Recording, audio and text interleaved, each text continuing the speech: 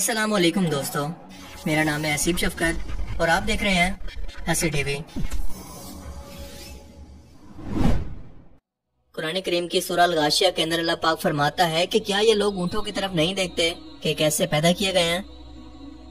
इस आयत मुबारक में अल्लाह ताला ने कुफारे मक्का से ऊँटों को देखने के लिए कहा कि वो किस तरह से हैरत अंगेज सलाहियतों से पैदा हुए हैं और क्या इस जानवर ने खुद से अपने अंदर ये तमाम खसूसियात रख ली हैं या फिर ये अल्लाह की कुदरत की निशानी है। और जाहिर है कि जिस जानवर को अल्लाह पाक कुरान करीम के अंदर काफिरों के लिए अपनी निशानी के तौर पर बयान कर रहा है कि वो इस पर गौर फिक्र करके इसके खालिक की कुदरत को पहचाने, तो यकीनन इसमें कुछ न कुछ तो ऐसा खास जरूर होगा जो कि इंसानों की सोच और समझ से बढ़कर हो। आज की इस वीडियो में हम सहरा के जहाज ऊँट की कुछ ऐसी हैरत अंगेज खासियतों को जानेंगे जो कि दुनिया के किसी और जानवर में नहीं।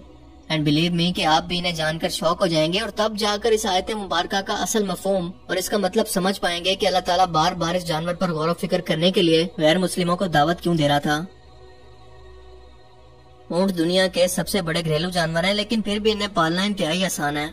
एक ऊँट तकरीबन 40 से 50 साल तक जिंदा रहता है, जो कि गाय की उम्र से 3 गुना ज्यादा है। इसका मतलब ये है कि इससे एक लंबे अरसे तक सवारी, दूध, बीमारियों के इलाज और गोश्त की सूरत फायदा उठाया जा सकता है। तिरमिज़ी की एक हदीस मुबारक में है कि नबी पाक सल्लल्लाहु अलैहि वसल्लम ने फरमाया कि मोमिनीन नरम और मेहरबान होते हैं इस ऊँट की तरह, जो कि जब हिदायत पाता है तो खुद ही हिदायत पाता है और जब सख्त पत्थरों पर भी बिठा दिया जाता है तो तब भी मालिक की फरमाबरदारी ही करता है।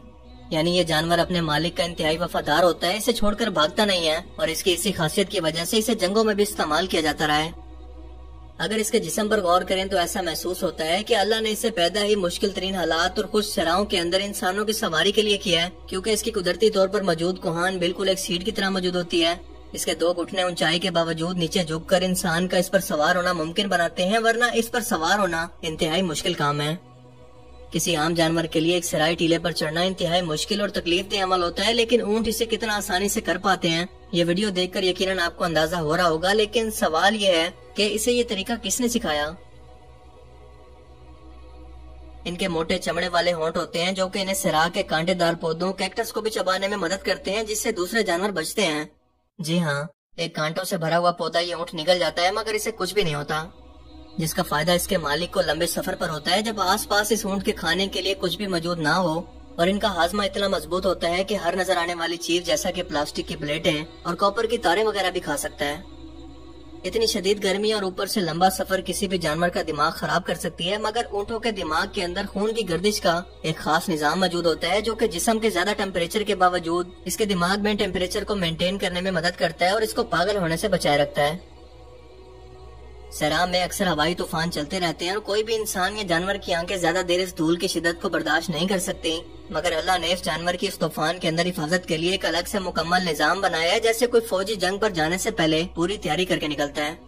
दूसरे जानवर इस सराय तूफान को देखकर भले ही रास्ता बदल लें, लेकिन अगर ऊँट को इसी रास्ते से जाना है तो वह जरूर इसी में घुस कर जाएगा। सबसे पहले अपने नथनों को बंद करेगा, जिसके बाद इसकी बड़ी बड़ी पलकों और कान के बालों से रेत इसके जिस्म में नहीं घुस पाएगी और बिल्कुल एक विंडो की तरह काम करेगी। फिर ये अपनी आंखों पर कुदरती तौर पर मौजूद एक ट्रांसपेरेंट झिल्ली को लगाएगा जिसके आर पार देख सके और सीधा इस तूफान में घुस जाएगा। ये 50 डिग्री सेंटीग्रेड की गर्मी में बिना कुछ खाए पिए 8 दिन तक जिंदा रह सकते हैं और बगैर पानी के पूरे 2 हफ्ते, जबकि इंसान पानी के बगैर सिर्फ 3 दिन तक जिंदा रह सकता है। ऊँट सिर्फ 10 मिनट के अंदर 130 लीटर पानी पी सकता है, जो कि इसके वजन का 1/3 हिस्सा बनता है। इसके जिस्म का 5वां हिस्सा चिकनाई की सूरत में इसकी कोहान के अंदर जमा होता है, जो कि इसके जिस्म में पानी के इस्तेमाल को कम से कम कर देता है और सिर्फ 2 किलो घास पर यह पूरा महीना जिंदा रह सकता है।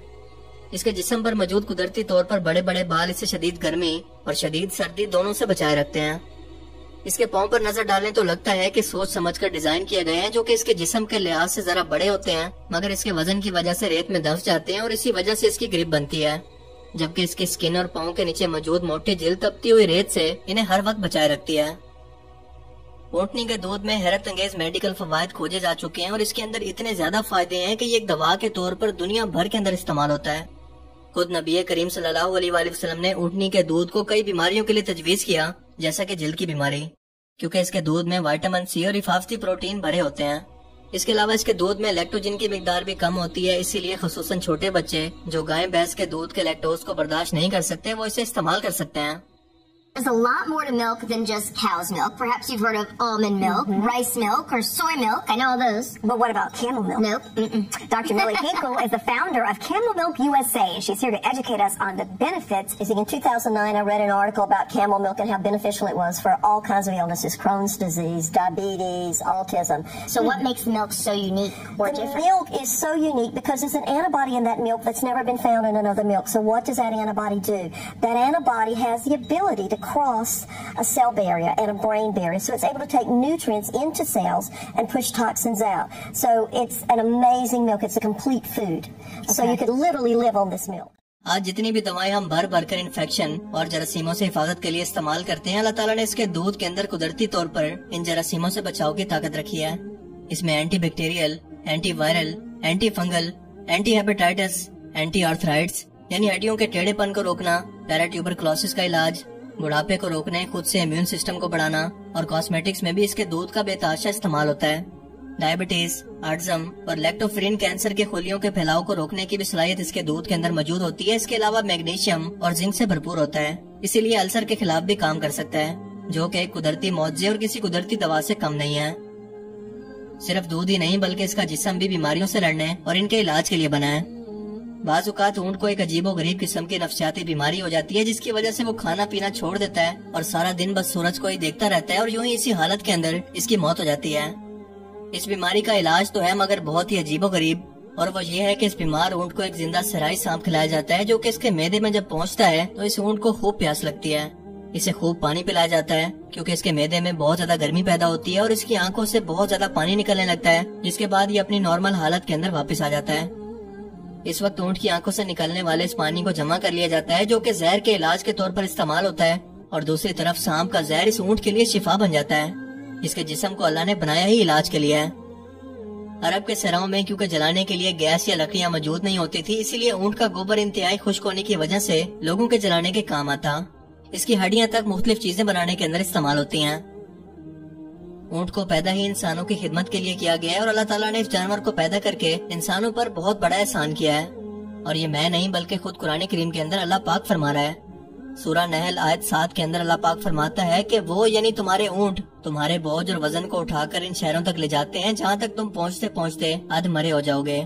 यकीनन तुम्हारा रब बड़ा ही शफकत करने वाला और मेहरबान है। और अल्लाह ताला का ये फरमाना बिला वजह नहीं है, क्योंकि इस जानवर का असल काम ही बोझ उठाना और सहराओं में बस चलते रहना है। ये बहुत ही मजबूत जानवर है और बगैर बोझ के एक बार में 300 किलोमीटर का सफर तय कर सकता है, यानी लाहौर से इस्लामाबाद सिर्फ एक बार लगातार चल सकता है, और इसीलिए इसे सहरा का जहाज कहते हैं। अब इन सब खसूसियात को सुनकर सोचें कि क्या इस बेज़बान जानवर ने, जिसके पास इंसानों, जिन्नात और फरिश्तों की तरह अक्ल शऊर नहीं है, ना ही सोचने समझने की सलाहियत है, क्या इसने खुद से अपने जिस्म को इस काबिल बना लिया कि इतनी सख्तियों के अंदर भी हर चीज को बर्दाश्त कर ले, ऊंचे ऊंचे सराय टीलों पर इस तरह से चढ़ ले? क्या इसने अपनी नाक का अंदरूनी स्ट्रक्चर और अपनी कोहान खुद से बनाई, अपने जिस्म और दूध के अंदर खुद से शिफा रखी? क्या अभी भी कोई सवाल करेगा कि अल्लाह ताला ने क्यों इंसानों को अपनी इस यूनिक तख्लीक पर गौर फिक्र की दावत दी कि देखो तो सही कि हमने इस जानवर को कितनी महारत से सिर्फ तुम्हारे लिए बनाया, ताकि इंसान अपने इस खालिक की कुदरत को पहचान सके कि इस जात के लिए इस इंसान को पैदा करना कितना मुश्किल काम है। मगर अफसोस के इंसान इससे कोई सबक नहीं लेते। अल्लाह ताला हमें समझने की और नेक अमल करने की तौफीक अता फरमाए। आमीन।